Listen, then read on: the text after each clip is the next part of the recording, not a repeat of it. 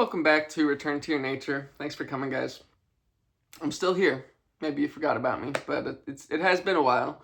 Um, when the new year comes around, we're all sort of encouraged to assess ourselves, assess our lives, and look at how we're contributing to our own suffering. I guess to put it in sort of broad terms, like whether it's your diet, for me, like the cell phone usage, it's been a big one. But whatever it is, usually that thing is somewhat obvious to us and we could work on it all year round. But this time of year, regardless of how you feel about like making a resolution, we're encouraged to look at these things. And one of the things I found myself thinking about was just how much time I spend inside my own head, kind of trying to intellectualize things, and I guess you could call it like introspection and self-reflection, things like that. But I heard a really great piece of advice in a recent video by Magus, who I've mentioned a few times on this channel. And if I can go back and find that video, I'll create a link. But he said something, and this was a piece of advice that someone had given him that he was repeating. It was, and I'm gonna probably mix this up a bit, but it was find something that allows you to take your eyes off of yourself and love on others. And that really resonated deeply with me because if you don't know, a few years back, I say a few years ago as if the event happened then, but it's still something I live with today. My dad his life fell apart. He's an alcoholic, and it was just really hard, and it still is. And so there's been a sort of pain inside of me that I've been trying to solve by, thinking the right thought. But sometimes what it really takes is just action. And when I say action, I don't mean it doesn't have to be anything too profound, like just hanging out with friends and just getting out of the house and doing things and just having fun. It's super important. I once had a really cool experience, and I didn't think I was going to share this, but it makes sense too, I think. I was at Barnes & Noble. I spent a lot of time there, and I was journaling. And I had this dream where my dad had all of these tumors all over his body, like head to toe. And it had been a while since I had seen him, and when I saw him in the dream, I'm like shocked at his appearance, and I'm asking, what's going on? And he's like, yeah, like, I have to get, and it was basically a nightmare. He goes, yeah, I have to get this removed, and this removed, and this, and he just points like to every single spot on his body, and I'm just like watching. And it to me was sort of symbolic of like things that he had to take care of that he never did. He sort of just stopped like doing the regular maintenance that life demands of you. Financial responsibilities, health stuff, everything. And so in this dream, I kind of recognized that he was never gonna get these things taken care of, even if I don't even know if it was possible, but it was just a dream. And I left the house. Like I walked out of the house that I saw him in this dream, just thinking like, he's a goner, basically. And so I know that's some very dark imagery, and I apologize for that. But I was journaling about it that day and just like really kind of thinking about it, the symbolism of it all. And this old guy comes up to me in the Barnes & Noble cafe we're sitting in there. And I actually just saw him a couple days ago, and so maybe that's why this popped back into my head. Um, and I'll never forget this. He came up to me and he said, "Penny for your thoughts, or I bet they're worth a nickel today." And, I had just finished writing this really terrible dream.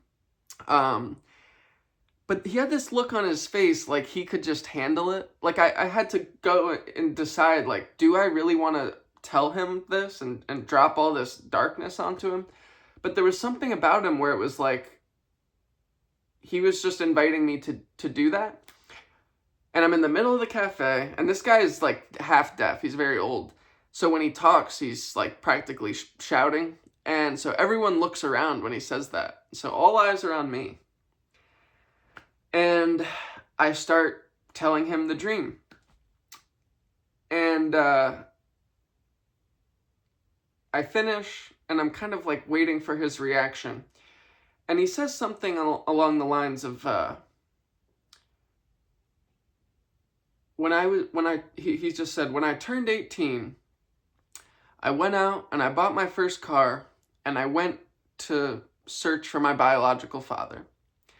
And this guy ends up telling me this whole story about how his dad was an alcoholic and had a really bad reputation, but he had never knew his dad. But, all his life, his mom and relatives and people have just kind of spoke really poorly about his father. And he always had this feeling of like, I hope I don't end up like him, sort of, like if that's my dad and he's such a loser, then what am I? And when he found him, it turned out that he was a World War II veteran, and he had done a lot of killing in his time serving. And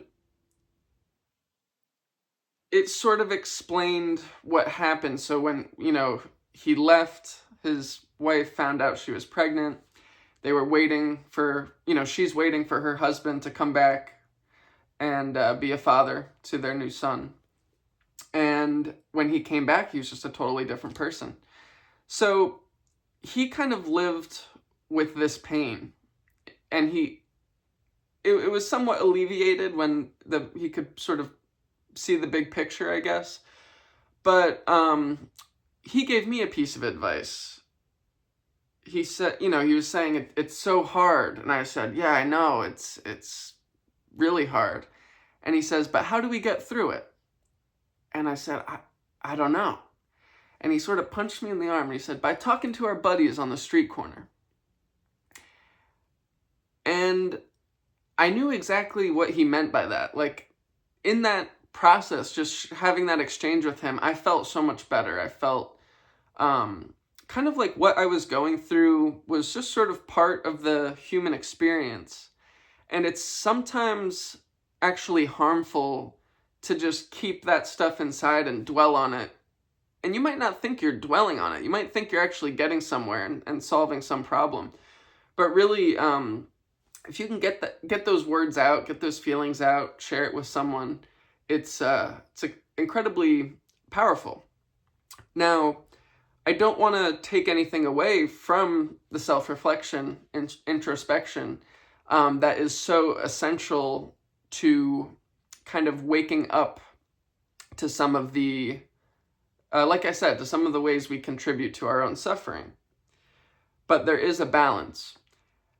There's so much value in it, though. You can really learn a lot about yourself and about people. And so the wisdom you can cultivate can really take you somewhere. But think of your mind sort of like a seed. And a seed, it has a lot of potential to grow into something. But unless it has the proper conditions, like the soil and, once it sprouts, sunlight, it's only just going to be a seed. It'll never grow and bring its potential to fruition. I hope you're with me still. Let me know if you are. I wanted to show you something. Around the New Year, good friend of mine invited me to do some painting. We were going to paint these mandalas with symbolism, with just different concepts and ideas that we wanted to hold close this next year. And so I've really hardly ever painted outside of an art class in high school. But I was really proud of what I was able to do, and I just wanted to share it with you and kind of talk you through it a bit. So there's a lot of symbolism in this for me, but you can sort of see that seed that I'm talking about cracking open, and sort of the vines and things like growing out of it. The eye here is like this idea of a vision. So I really want to like spend more time thinking about what I want my life to look like going forward, and put action in place to make that vision come true. I sort of put clouds only on the outside to kind of like signify some like clear vision, like unhindered by that fogginess. And the wheel was sort of a idea of, sometimes we think of life as like progress and setbacks, but really it's not like a linear path. It's not like you go ahead a few levels, then you sometimes like fall back a few. It's just a constant process of change and growth and maintenance and adjustments. So that was sort of the idea of the wheel. I think I'll call this painting Wheel in the Sky. And if you like it, let me know, because I was thinking of maybe making this my profile picture on YouTube for a little while. But again, so this year for me, it's going to be spent hopefully with a little more time spent outside my head, more with just the real world, with my friends, having fun, having a good time. And I think that sort of helps us, to bring it back to that advice I got from Magus,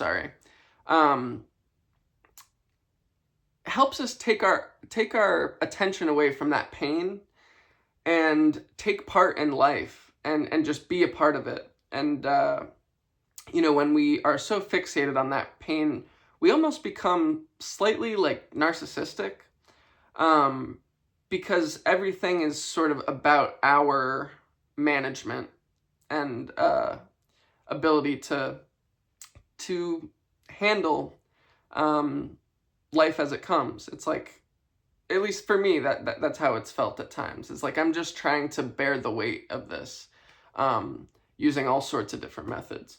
But when you just get out there, it's almost like there's been times with like a bike ride where you're sort of dreading the idea of it. You're like, oh, it's, I'm gonna have to go up that hill and blah, blah, blah. Or maybe just exercise in general, that you're sort of like questioning, should I really go do this? Maybe I'll get out of it. Maybe I'll, blow it off. But when you actually go and do it, you never regret it. It always feels right. It always feels good, at least for me. So yeah, sometimes, the thinking about it is way harder than actually just doing it. So a little bit all over the place. Maybe I'm a little rusty, but I hope you enjoyed. Oh, and one last thing. Got a request from a follower, and she has a YouTube channel too. It's I think it's Miss Maddie K. Feel free to leave a comment and check her out if you're watching. She wanted to know how these, I think this was a clementine, how these peels were doing. I put these in a jar like months ago, probably like 2 months. And it's the strangest thing. They've hardly changed at all. I don't know if that's because this is like airtight, but I thought they'd sort of like mold and decompose. They're slightly discolored, and there's definitely like some pressure built up in the jar, but nothing's really happening. This was sort of an idea I had to kind of just like spend more time with the awareness of, or spend more time being aware of impermanence, how things are always in a constant state of change, kind of this idea again, of the wheel. But anyway, guys, hope you're having a good new year so far. It's going to be a great one, I think, and I'll see you next time.